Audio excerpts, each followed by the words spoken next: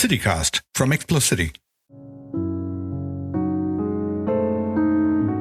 A man called Wolfgang Schmidt had appeared at the Pedi as if out of nowhere. Nobody could remember the last time a European had been seen at Mulji Jetha market, and there were many sidelong glances and wide-eyed stares as Schmidt wandered down the lanes and crossroads of the market. At any time, a European strolling about in the market would have led to much surprise, but Schmidt's appearance created a positive buzz of amazement because he was a gigantic man. With his luxuriant blonde beard and moustache and wavy hair covering his ears and neck, he had the appearance of a shaggy but affable giant. He smiled amicably around him at the staring people, almost appearing to enjoy being the center of attention. Tatya saw him pass by his Pedi one afternoon as he sat there examining some cloth samples, and stared in astonishment as the man paused, looked up and down the lane, and then turned back to head straight towards Tatya's Pedi. "I am looking for Mr. Govinda Bhyankar," he said, politely in perfect English. His accent was not that of an Englishman, however. "My name is Wolfgang Schmidt, of Germany." Tatya and Kishan Mehta gaped up at him, feeling dwarfed. Finally, Tatya said, "You've come to the right place. How may I help you?" "I have heard that you are in the process of erecting a pleasure palace, a place of entertainment. Am I correct?" "No," said Tatya, "that is not quite correct. I am about to open a bioscope theatre, that is all."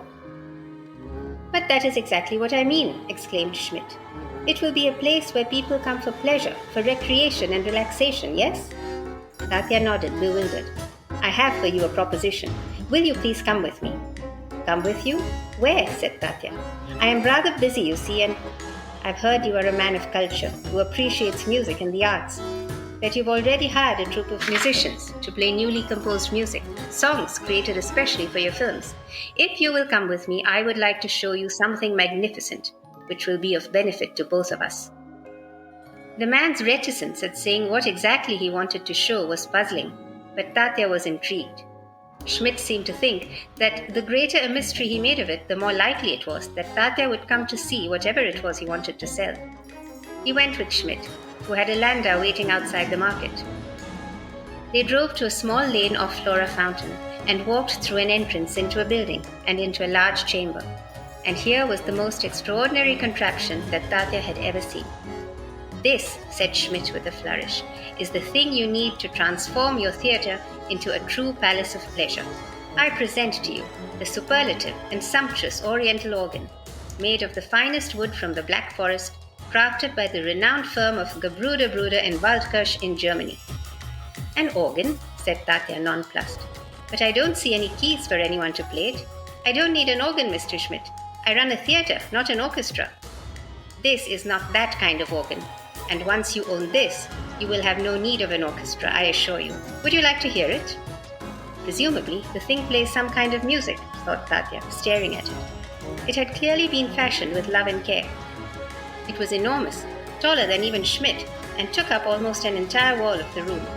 And it was shaped like a splendid Oriental palace, exactly like something Bhalirao, in one of his frenzies of inventiveness, might order Mistry the carpenter to erect as a set. Except this palace came in full color, and apparently with grand orchestration to boot.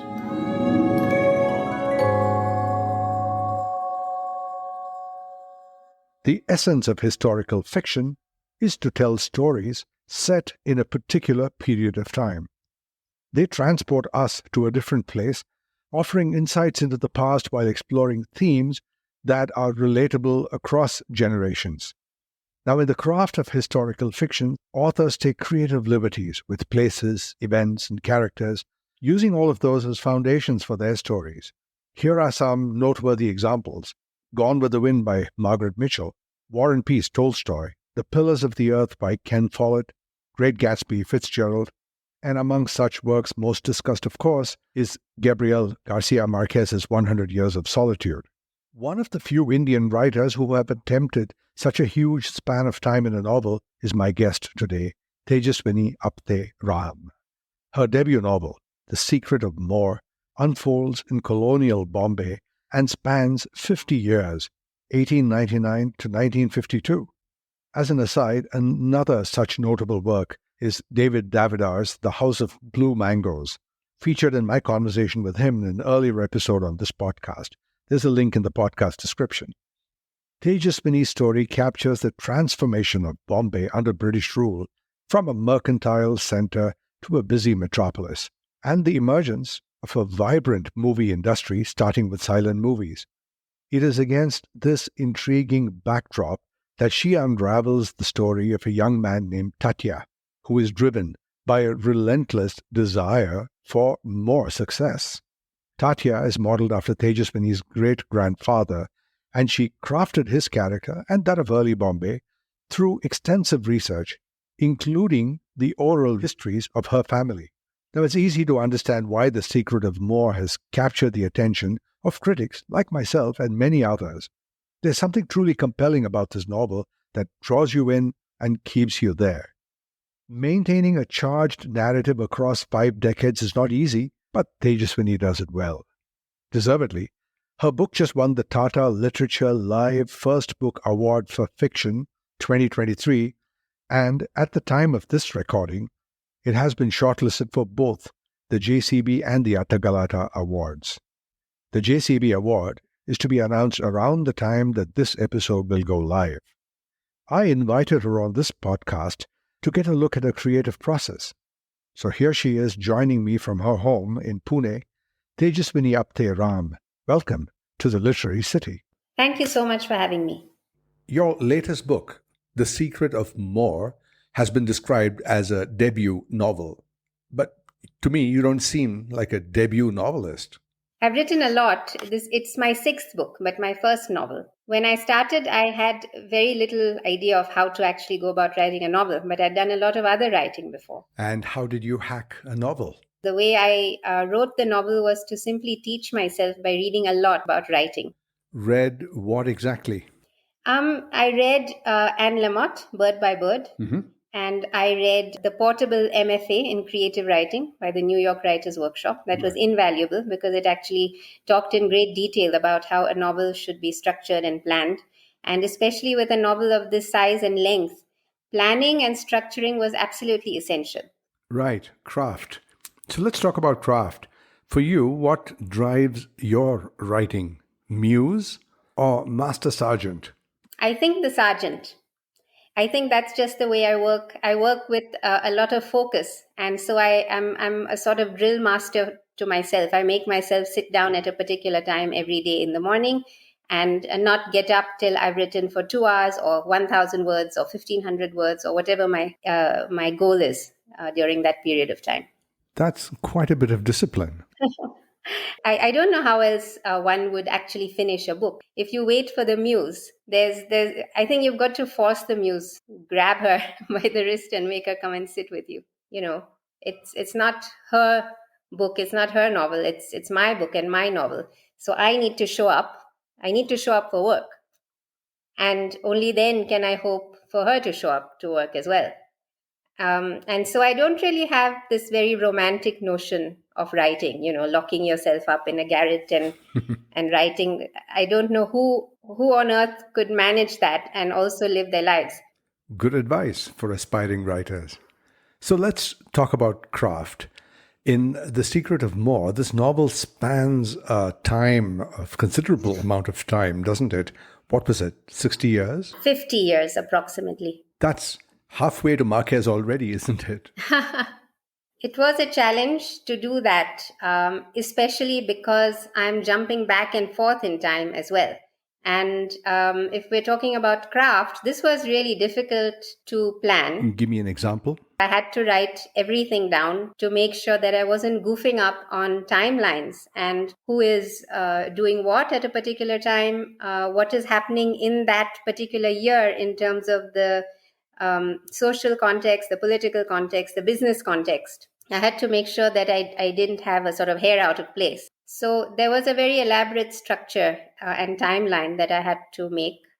And that was the way I managed that structure. Most impressive. So before this novel was published, you published a book of short stories titled These Circuses That Sweep Through the Land. Although there was not much time lapsed between that book and The Secret of More, I sense a qualitative change in your writing. So I think the genre that I was writing in dictated the style of writing. And so I think both genres called for very different sensibilities. I was very influenced, I would say, by the adult stories of Roald Dahl. Whereas when I wrote the novel, I think I was very conscious that I was sort of taking on the format of a sort of grand 19th century novel, a vast canvas on which to paint. And of course, by the time I wrote my novel, I think I was a far more confident writer. Right, and almost every writer goes through exactly this. Now, in that book of short stories, These Circuses That Sweep Through the Landscape, I'm now referring to the piece that is of the same title. You make an observation in that story that I have felt for a long time.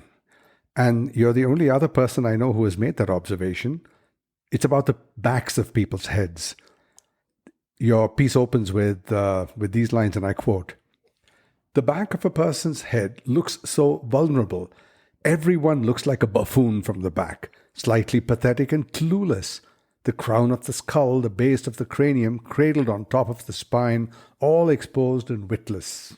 Very noir humor. I think it's funny as well. I also think it's a bit scary. You always look at yourself in the mirror, you do your hair, and you arrange your expression in a particular way. But there's absolutely nothing you can do about the back of your head. So how did you intend that passage to go? Funny or scary? I don't know whether to say funny or sort of maybe even sad or tragic. I don't know. It's just the complete lack of control. You mentioned Dahl. You do take to the dark side, don't you?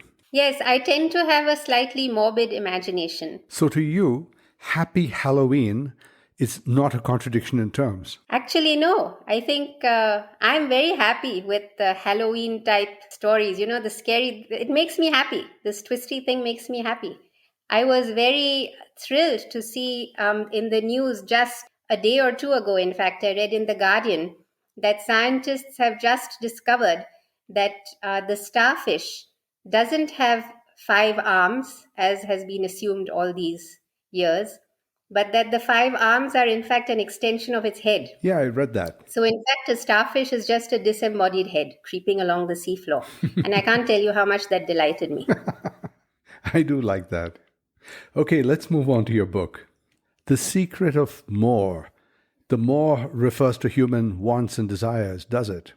Yes, I think it's exactly about that, but it's also about the different kinds of more. The protagonist Tatya has a very specific vision of what he thinks of as wanting more. He's essentially an ambitious businessman, and he wants more and more of that, more and more success in business. But there are other characters in the book who have a different definition of more. And especially when it comes to his son or even other characters, that creates conflict between Tatya's vision of more and other characters' vision of more. And the urban landscape of Bombay had a lot to do with the narrative, didn't it? The inspiration was the city of Bombay, which is a place where I feel that people constantly want more, that people are never content. There's a great ambition which the city nurtures. I think the city is a place, this particular city anyhow, is a place that rewards ambition and risk-taking.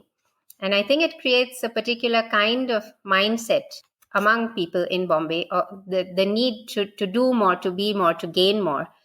The setting of Bombay is also important and relevant, of course, to the story, but also because you capture a slice of the 1920s Bombay that's quite fascinating, the beginning of the silent film industry, and of course, its passage. You must have enjoyed researching that. I had a lot of fun researching it because I'm a film buff, and I just love the movies. I would spend my life in a movie theater if I could. And so it was fascinating to go back to those early years of the beginning of the film industry. And how amazing to think that at that time, nobody could have predicted what a cultural giant this industry would turn out to be. Yes, quite true. In fact, at that time, it started off as a sort of a cottage industry almost. with Dada Saheb Phalke enlisting the help of his wife to wash the film in a fountain in the courtyard to develop it and so on. So I think the filmmakers of that time, they were just winging it. They were making things up as they went along, discovering the technical possibilities, the creative possibilities of storytelling.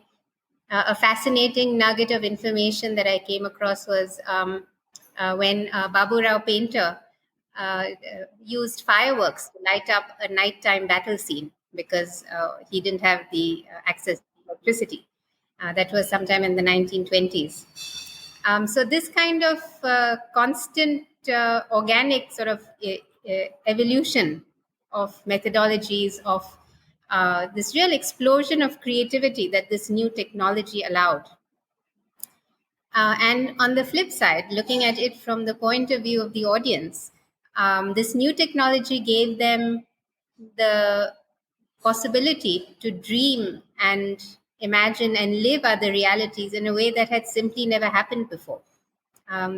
It was not so long ago that people had never seen a picture move. It seems incredible to think of it now. But the technology allowed a different kind of dreaming to happen. And that's what I found so fascinating about it. As any period novel should do, The Secret of More has quite the sweep to it. You deal with many subjects woven in business, marriage, child rearing, social customs, women, and so on.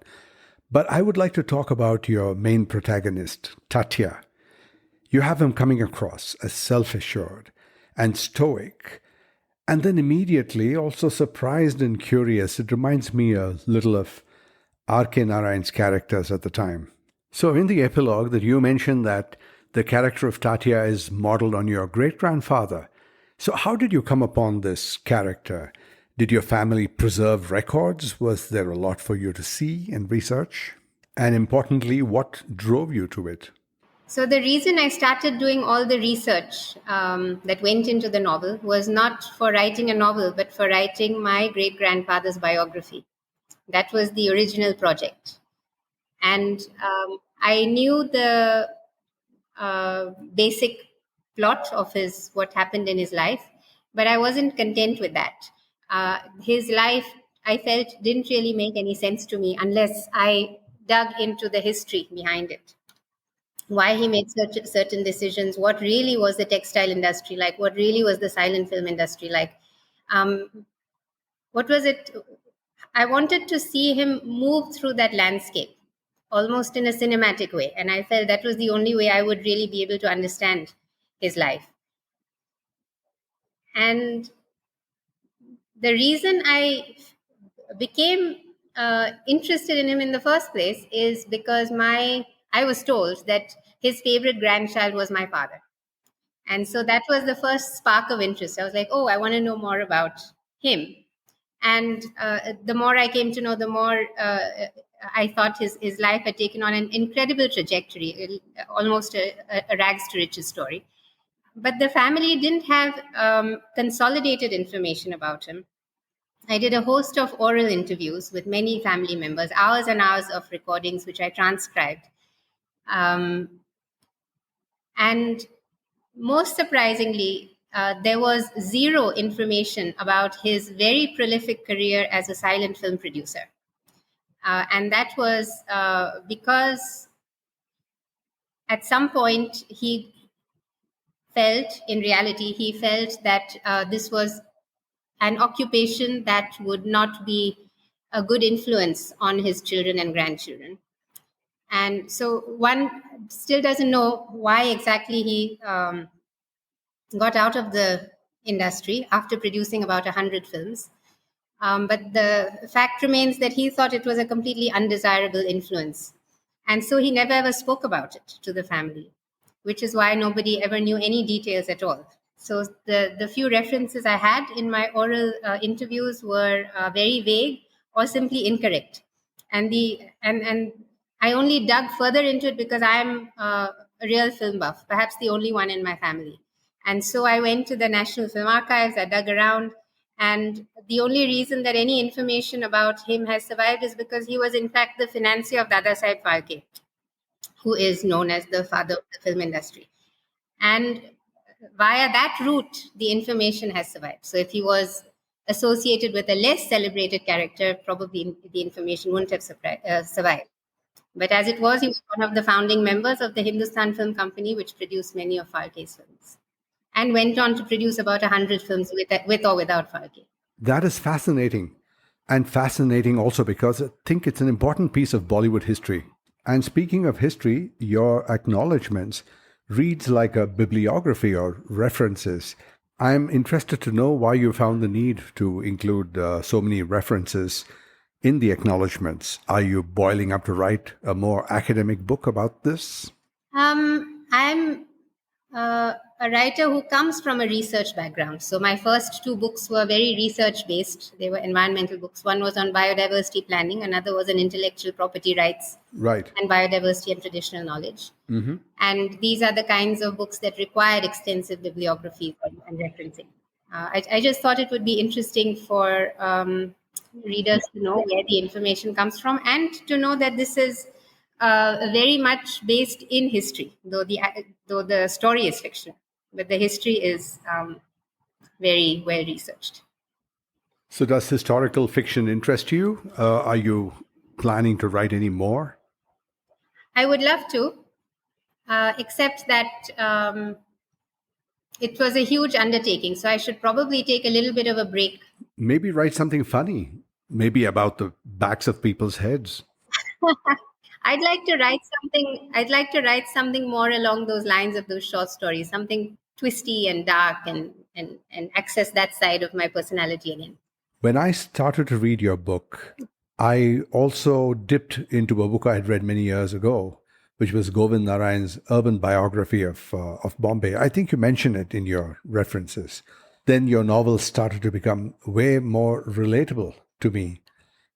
History of Bombay, does it interest you?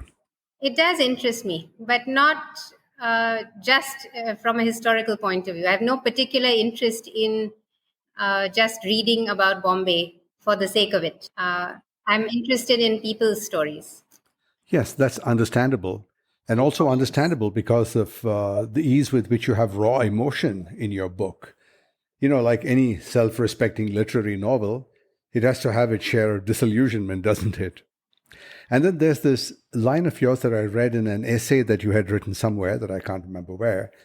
And it closes your piece on your feelings on the death of the actor Rishi Kapoor. And the line, and I quote, "When I cry for a lost star, I am crying, in the end, about youth, about mortality."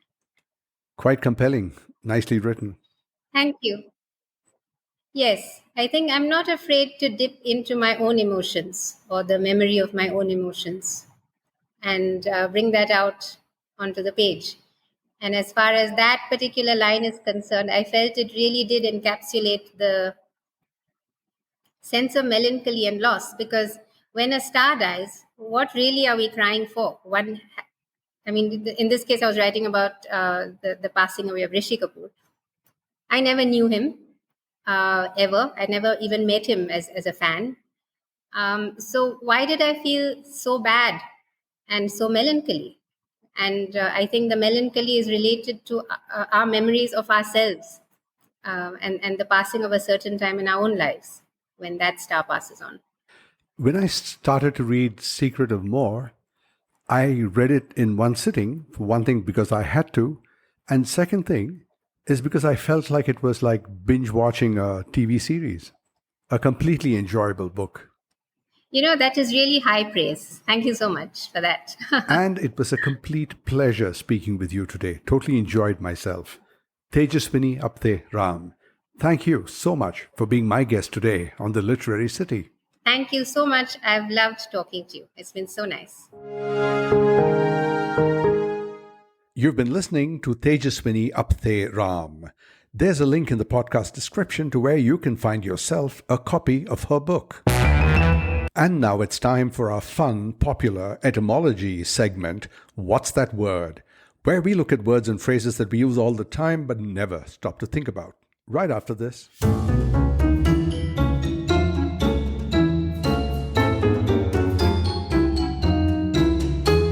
Well, I do hope you enjoyed that ad or that piece of music, whatever you were served up.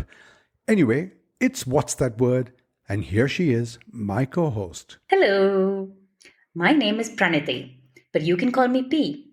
That's P with an A, not another E. P with an A, right here, and looking very accomplished today. I look accomplished? Well, that's from reading too much, I'll tell you. As long as one of us does.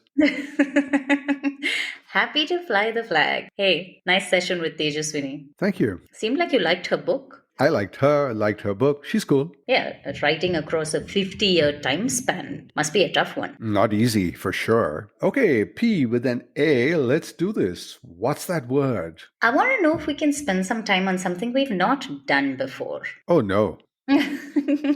No, it's a good thing. Mm-hmm. Let's read out some of the letters we've received and reply to them. Oh, we're doing that? Cool. But what letters? Only the ones related to this segment. What's that word? Not the responses to the interviews. Okay, sounds good. Go ahead. And only a few of them, okay? Some of them have asked some questions. Let's do it. Great. So this one is from a gentleman from Mumbai who writes, Dear P with an A and Ramji. I get second billing. What a gentleman, your man from Mumbai.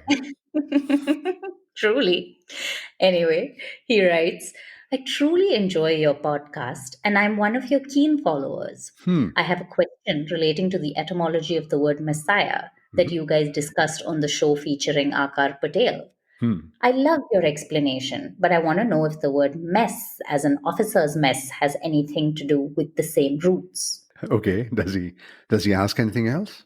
He says a few more things about the podcast, heartwarming stuff, but this is the part that we discuss. All right, before we start, how many letters are we going to do today? As many as we will fit on this page.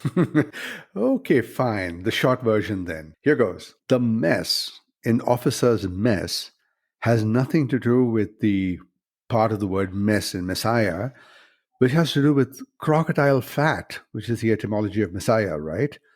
But this one, this officer's mess comes from Old Latin through French for the word for a meal that is served. Cool, but how? So the root of mess in Old French "mets" is portion of food. It's what it means.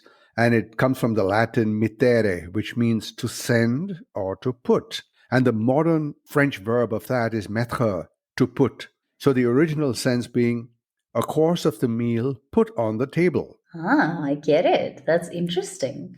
So are there variations? Well, it has become military knowledge in the armed forces of many nations, and it refers to a dining area for the officers or others.